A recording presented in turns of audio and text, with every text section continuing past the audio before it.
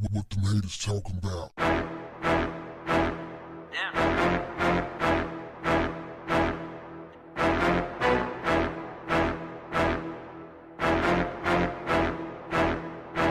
What's up, family? The Kansas City Police Department is under scrutiny for accusations of racism. Racism? Kansas City Police Department? I don't believe it. Not a police department in the United States of America. I mean, you could say anywhere else, but America? Racism? I don't believe it. Anyway, fam, the backstory is a 26-year-old woman by the name of Leona Hale was riding in a car with a man, and the police pulled them over for a suspicion of a stolen vehicle. This is according to the police. The man and the woman gets out of the car. The man hauls ass, jumps over a fence, runs away. The woman complies, gets out with her hands up, and the police tell her to get on the ground. She says, "I can't, I'm pregnant." At some point, she tells the police there's a gun in the car. The police order her several more times to get on the ground. She says, "I can't." They pull their guns on her. She gets scared and takes off running. This is when they decide it would be a good idea to shoot her because she was posing an imminent threat to society. I mean, she was about to kill somebody. I mean, she was going to kill somebody. And so they had to try to kill her, right? Now, the guy gets away, he takes off. The woman is laying on the ground, bleeding, and they decide to add insult to injury by cuffing her once she was on the ground. Now, there's a good thing that at least you had a witness nearby. Now, a witness from the video that I've seen did not catch the entire incident. She caught the aftermath of the incident, and she said, "Hey, I'm from Alabama, letting you know I'm from the South, and I ain't even seen nothing like this." And this is for all you people from the Midwest and on the West Coast and the East Coast.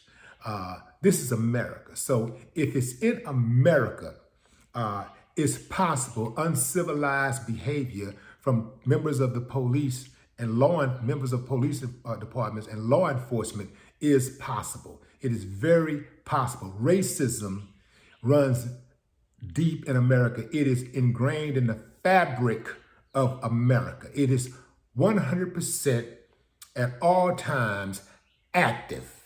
All right? Don't ever get it twisted. I don't care how well you do in life. I don't care how many white friends you have. I don't give a damn what school you go to or what your social status is. Don't you ever forget. Don't ever get it twisted. You can get it at any moment by one of these uncivilized mutts. Yeah. So I believe the witnesses' account of events, because I'm going by history. I'm going by what I know about American history. I'm going by what I know about police, law enforcement history in America. This is what they do. They got two sets of rules, two policies that they go by.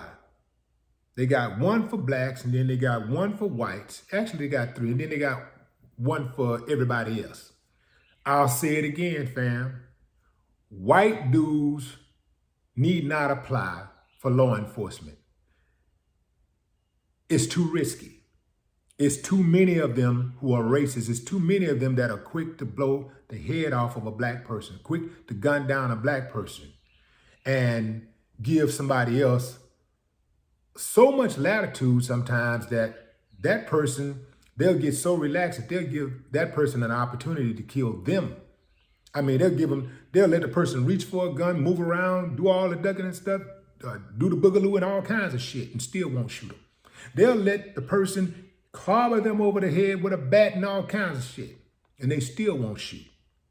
But let it be a black person. I had to kill him because I thought he might go inside of his house and get a bat and come back out and shoot and hit me with the bat. I had to kill him because I saw the cell phone and it looked like a gun. It could have been a gun. Oh, what do you mean you saw your cell phone? You said you saw a cell phone. You just admitted you saw the cell phone. No, I saw what I thought was a cell phone. See how they can do it? They can shape it. They can shape the narrative any kind of way they want. They can lie, and then they can backtrack on their lies and fix it up any kind of way they want to. And the prosecutors work with them. The prosecutor would go back and talk to them. Look, you got to say it like this, you know. And they got experts that they work with and teach them how to lie and how to be manipulative. Yeah, the union, the experts that they work with, the prosecutor, the judge cut them breaks. Man, it's a whole clique, including your local politicians and also your national politicians, your state representatives, your congressmen, your senators. All of them in on it, fam. They're all in on it because they all can do something about it, but they won't because they're either too afraid of rocking the boat, or they like it just the way it is. I mean, they actually love it. They're one of them. White guys should not be given guns and badges and turned loose in the streets.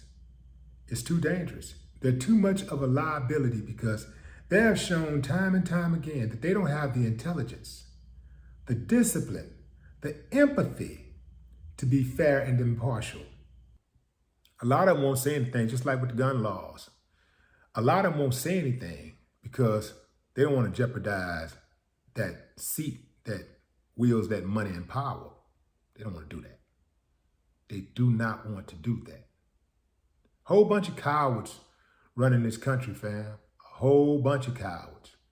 And we're talking about people who we've given the power to be able to say, do this, you can do this.